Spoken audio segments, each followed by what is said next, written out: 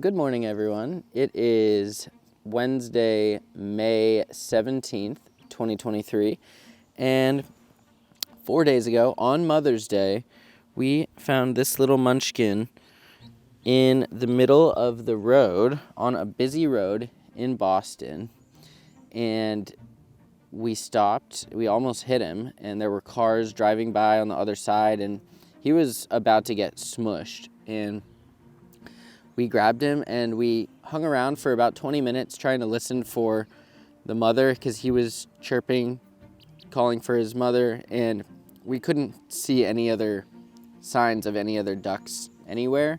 We didn't see like an obvious place where he would live, like a pond or a lake, and we didn't see any other ducks. So we didn't want to just let him get run over, so we took him, and we've been taking care of him. And he's been growing a lot. In just 4 days, he's like already doubled in size. And we just got back home to Maine yesterday. But we're gonna do a lot of research along this journey of like how to properly rehabilitate a wild mallard duck, which this is the type of duck that he or she is. I think it's a male, but I'm not sure. We don't know yet. But his tail feathers have come in a lot, and he's growing quite rapidly.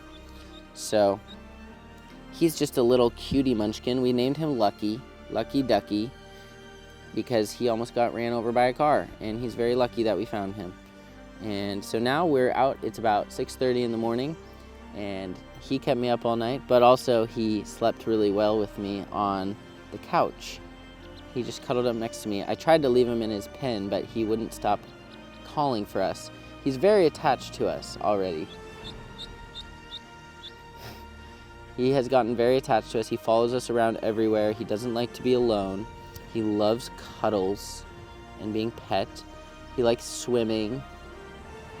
And yeah, so it's breakfast time. We're gonna try to feed him some ants. So there's some ants here. Is that an ant? Oh, he just got one. Oh, right over here. See, he follows us around so much, it makes me think he must have lost his mother for sure, because he would have been following her. Also, we learned that only 3 out of every 10 wild mallard ducks survive, and most of the deaths are in the first couple weeks of life. So we figure he probably wasn't going to make it in the wild. He had about a 70% chance of dying on his own. So we figured, why not save a life? He just follows us around. Okay, so we have consulted with a few of our friends who raise ducks full time, and we have been learning a lot along the way. One of the things that's really important when raising baby ducks, especially wild ducks, is giving them unmedicated food. So we went to the local Tractor Supply store and we got this unmedicated food. And we've also learned that you don't want to leave, he's right under my feet. We've also learned that you don't want to leave these guys unattended in a bathtub or like a bin of water, because they could fall asleep and drown. And they also get cold really easily. So after bath time, you want to make sure you put them under your heat lamp so that they can get warm, and then never leave them unattended because they can drown. Another thing that we quickly learned yesterday is that this mosquito, he loves mosquitoes. So I just killed this mosquito and I'm gonna feed it to him. He really likes bugs. So watch him just gobble this mosquito up.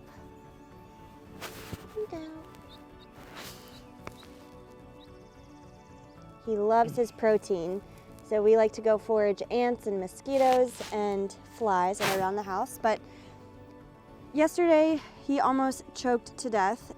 We learned that baby ducks are obviously very fragile, but with their food, you have to be so careful because they eat really fast and the food can get lodged in their throat. It doesn't have time to fully go down their throat and digest.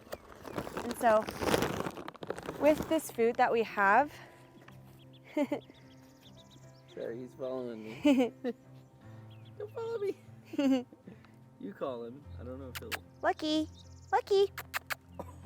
He answers. I think he knows his name. But anyways, with the food that we have, there's a few big chunks in here that can be a choking hazard. So we've been putting his food in water for it to dissolve and get soft. Yesterday we actually left a thing of dry food in his tub, and we found him choking and he almost died. So you need to be very careful with dry food and like bigger size pellets because they do easily choke, and so you want to make sure that they're soaked in water and they're a little bit easier to bite. So this is what happens if a duck is choking. Their mouth goes like this. Harrison gave him the Heimlich maneuver and he got like a little piece up and he was like literally foaming at the mouth, and we were crying, screaming, like for sure thought he was gonna die. So that was a really big lesson for us, and we saved his life yet again. He's on his second life. And so we're gonna be very cautious with his food and make sure he eats slower and that everything is very small and tiny pieces. I found a worm the other day and I just cut it up in tiny pieces and fed it to him. So everything just needs to be very, very fine. Show us the dried food that he... So this is what he's been eating. As you can see, there's a few like bigger pieces like this, like that's not the best for him at this size. Obviously it'll be fine when he's bigger, but he's only about a week old. So not even. He's probably like 5 days old.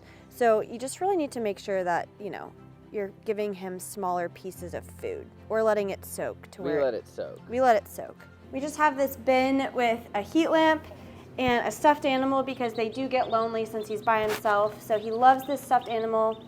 This is his water. As you can see, he's drinking with the food at the bottom so it's fully soaked and soft. And then we just put some pieces of grass and a towel. And he loves it. It's his little home for now. He actually spends more time outside of this than in it because he's so attached to us, but he does spend a lot of time in here when we need to warm him up.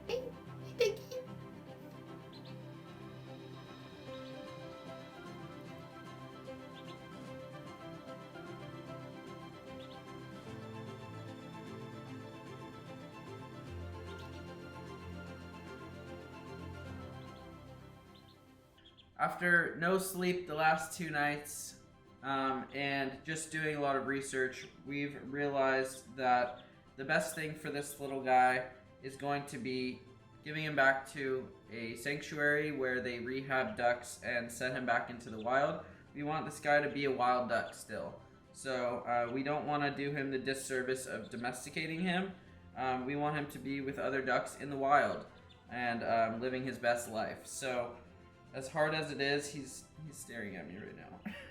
As hard as this is, Alyssa is going to take him to drop him off with the sanctuary today, and so today is our last day with him, but we know it's the right thing. We're taking him to Avian Haven in Freedom, Maine.